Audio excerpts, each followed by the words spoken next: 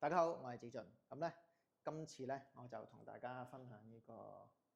人頭馬國馬係啦。咁呢個人頭馬 club 啦，咁呢一支咧就係同頭先條片所講一樣啦。佢係一個睇下幾靚呢個色水，佢咧由一個 VSOP 之上，跟住 XO 以下嘅一個產品嚟嘅。咁呢個國馬有咩咁特別咧？國馬咧佢嘅設計咧就係有8個角啦，1、2、3、4、5、6、7、8係啦，8邊形嘅。咁啊代表一個寓意啦，咁就可以叫做一個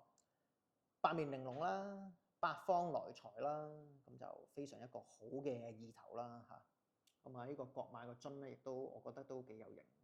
頭馬同埋講下人頭馬有咩優勢咧？人頭馬咧佢喺上面咧其實寫咗咧 Cognac Fin Champagne 係啦，即係優質干邑、優質香檳干邑係啦，即係香檳地區嘅干邑，即係大香檳區、小香檳區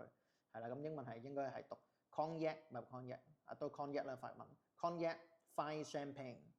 即係一個好靚嘅一個原材料而採釀製而成嘅一個酒。咁就國馬繼續講啦，國馬就係幾時出嘅？1980年啊，哇，早過明士好多，明士係2000年啊。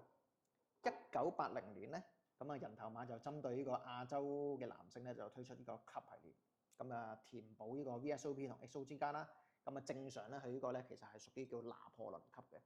咁啊由於拿破崙級咧就已經停過一排，就已經冇推出啦。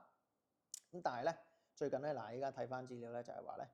，2018年咧，因為 XO 要將佢原本最低嘅基酒由6年提升到10年，咁但係大家要知道 VS 級別咧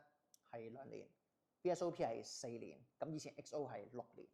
咁你有2年有4年，即係有 VS 有 VSOP，咁 XO up 升咗級做咗10年，咁你中間仲有6年同8年噶嘛，咁所以咧就2018年咧就將呢個拿破崙級咧就重新歸劃為6年，即係最低陳釀製喺橡木桶裏邊釀製咗6年先可以叫拿破崙級。咁 XO 就由最少6年變成10年，係啦，咁就同呢個國馬嗰陣時嘅一樣，就係為咗填滿呢個 VSOP 同 XO 中間嘅級別而產生嘅一個產品，應運而生，咁就係呢個潮汕人最中意嘅國馬啦，呢個 club 啦，哇，係啦，咁就